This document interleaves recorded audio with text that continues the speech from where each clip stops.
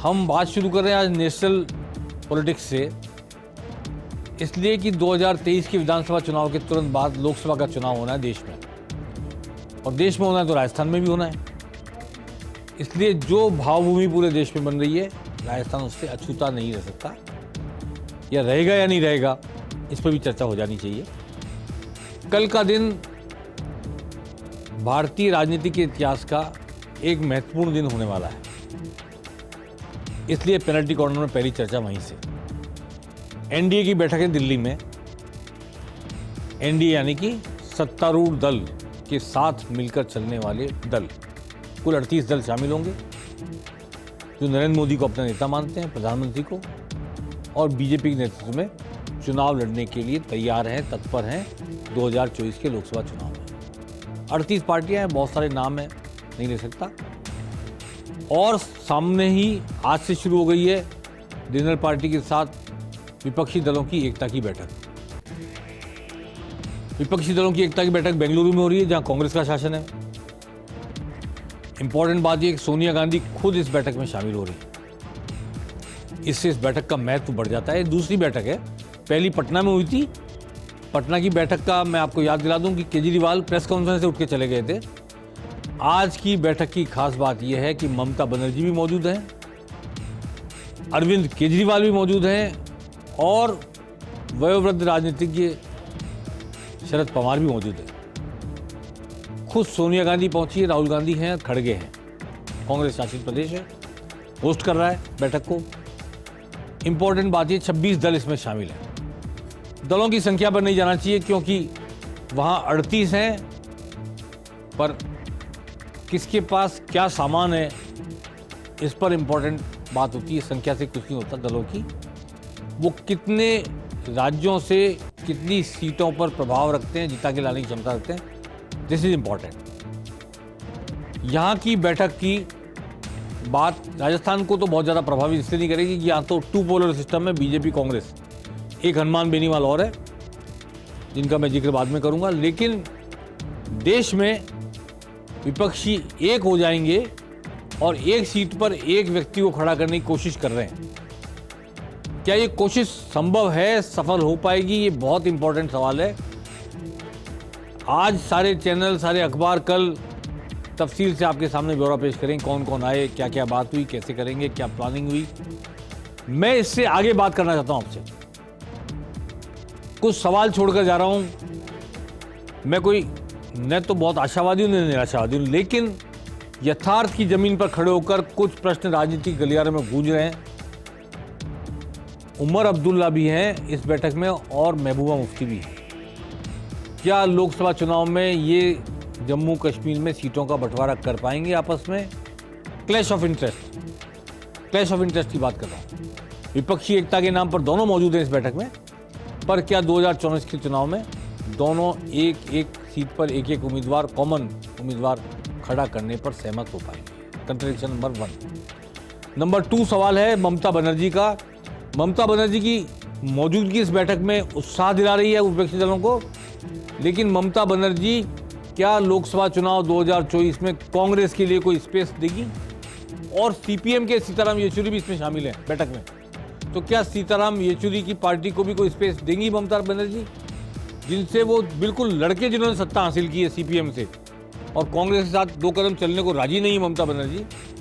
यहाँ विपक्षी एकता के नाम पर, मोदी हटाओ के नाम पर एक हो सकते हैं, लेकिन 2024 के चुनाव में क्या सीपीएम और कांग्रेस को पश्चिम बंगाल में ममता बनर्जी की टीएमसी कोई स्पेस देने को तैयार होगी? ये विपक्षी एकता से जुड़ा प्रश्न है। तीसरा सवाल अरविंद केजरीवाल का। अरविंद केजरीवाल दिल्ली की लोकसभा सीटों पर क्या कांग्रेस को एक भी सीट देने को तैयार होंगे? ये बड़ा प्रश्न है। अरविंद केजरीवाल आज आ गए, क्योंकि कांग्रेस ने कह दिया है कि अध्यादेश के मामले में सुप्रीम कोर्ट के फैसले के खिलाफ जो अध्यादेश केंद्र सरकार लाई, उसके मामले में कांग्रेस अब अरविंद केजरीवाल के साथ है, आम आदमी पार्टी के साथ है। इसी मुद्दे पर वो दोनों अलग हो गए थे, अब एक साथ हो गए। तो क्या अरविंद केजरीवाल की आम आदमी पार्टी विपक्षी एकता के नाम पर राजस्थान में चुनाव नहीं लड़ेगी विधानसभा का, और लोकसभा चुनाव में दिल्ली में कोई स्पेस देगी कांग्रेस को? देने को तैयार होगी क्या? दिल्ली, पश्चिम बंगाल, जम्मू कश्मीर, 3 बड़े कंट्रडिक्शन मैंने आपको गिनाए हैं।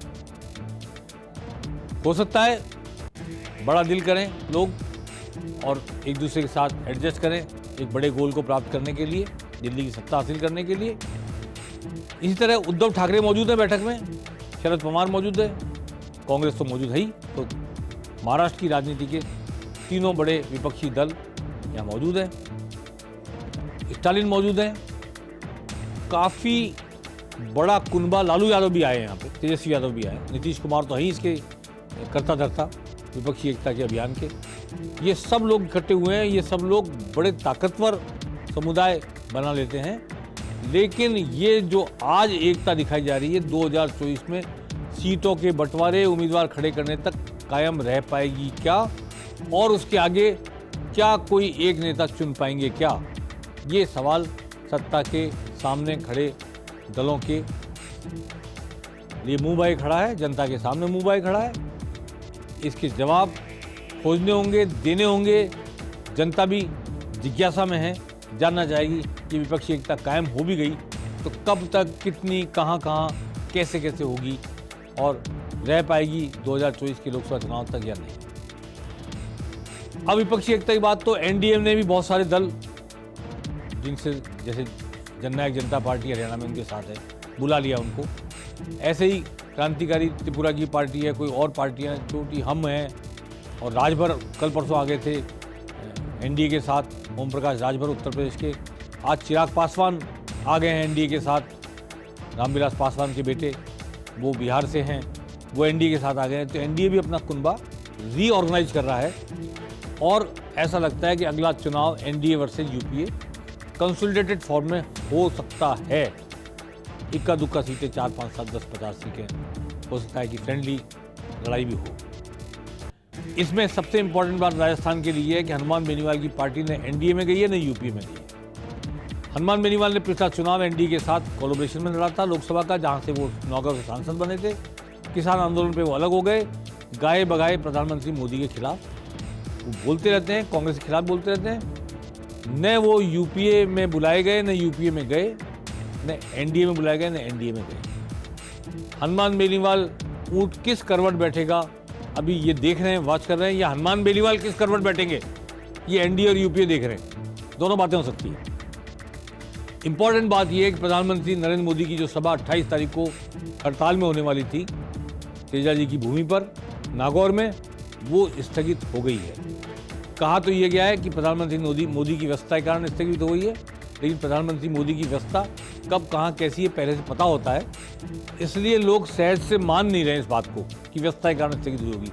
हो सकता है व्यस्तता के कारण स्थगित हुई, लेकिन मेरी राजनीतिक समझ ये कहती है कि बीजेपी हनुमान बेनीवाल के गढ़ में जाकर प्रधानमंत्री की सभा करने से पहले शायद हनुमान बेनीवाल को साधने की कोशिश करेगी, क्योंकि हनुमान बेनीवाल की भाई वहाँ से एमएलए हैं, नारायण बेनीवाल, वो कॉन्स्टिट्यूंसी है उनकी जहाँ पर प्रधानमंत्री की सभा रखे जाने का प्लान है। और सीआर चौधरी, कैलाश चौधरी परसों वहाँ गए थे जगह देखने, तो उन्होंने किसान समुदाय से, जाट समुदाय से बातचीत की। जो फीडबैक मिला वो भी शायद बहुत आशा के अनुकूल नहीं था, ऐसा लोगों का कहना है, मैं नहीं जानता इसको वास्तविकता क्या है। और हनुमान बेनीवाल को साधने के बाद सभा की जाए और उनको साधे बिना सभा की जाए, इसमें बड़ा फर्क है। इसलिए शायद एनडीए की बैठक के बाद हनुमान बेनीवाल को, जो बिदक गए हैं, जो छिटक गए हैं, वापस शायद एनडीए अपने साथ लेने की कोशिश करेगा, और उस कोशिश में सफलता के बाद ये तय होगा कि प्रधानमंत्री की सभा वहाँ हो, ऐसा सोच है। हो सकता है वास्तव में प्रधानमंत्री की व्यवस्था हो ही, इसमें कोई दो राय नहीं हो सकती, हो भी सकती, लेकिन पॉलिटिकली उनको सूट ये करता है बीजेपी को कि हनुमान बेनीवाल से कोई अंडरस्टैंडिंग होने के बाद प्रधानमंत्री सभा हो, उसके परिणाम कई गुना ज़्यादा बेहतर होंगे यदि बातचीत हुए बिना सभा करते हैं उसके मुकाबले। तो मैं ये मानता हूँ कि कल का दिन देश की राजनीति के लिए भी, राजस्थान की राजनीति तो चूँकि यहाँ भी लोकसभा चुनाव होने, आइए देखते हैं क्या कहते हैं बीजेपी के अध्यक्ष जेपी नड्डा कल की एनडीए की बैठक के बारे में, और क्या कहते हैं मल्लिकार्जुन खड़गे यूपीए की बैठक के बारे में। कल राष्ट्रीय जनतांत्रिक गठबंधन नेशनल डेमोक्रेटिक अलायंस की बैठक शाम को आहूत की गई है और कुल मिलाकर के अभी तक 38 हमारे पार्टनर्स, जो हमारे एनडीए के पार्टनर्स हैं, उनकी कंफर्मेशन आ चुकी है। तो 38 पार्टनर्स कल इस मीटिंग में पार्टिसिपेट करेंगे जिनकी कंफर्मेशन आई है। पिछले 9 सालों में एनडीए का जो एक व्याप है वो बढ़ा है, स्कोप भी बढ़ा है। अपोजिशन, सारे अपोजिशन को, फिर अपोजिशन आए कहाँ से उनके पास? सारे अपोजिशन को अकेले ही भारी है। तो मैं एक ही काफी हूँ बोले तो फिर क्यों 30 लोग पार्टियों को जमा रहे? और वो 30 पार्टी के नाम तो बताओ आप। वो 30 पार्टी के लोग इलेक्शन कमेटी में या इलेक्शन ऑफिस में रजिस्टर करे सो है क्या यूं ही बुला रहे सबको? तो ये तो मालूम होने दो। और हमारे पास जो भी लोग हैं वो लोग हमेशा हमारे साथ हैं। हम हमेशा पार्लियामेंट के वक्त भी मिलके काम करते हैं, बाहर भी मिलके काम करते हैं। और अब बेंगलुरु में भी सभी पार्टियां वहां पर आई है। हम जो कर रहे हैं वो देख के वो घबरा गए हैं और घबरा कर वो जो पार्टियां में एक टुकड़ा हुआ था, 2 टुकड़े हुए थे, 3 टुकड़े, सबको जमा रहे और उनको जमा के वो अपनी संख्या उसमें भारी संख्या दिखाने की कोशिश कर रहे। तो वो कोई काफी महत्व का नहीं।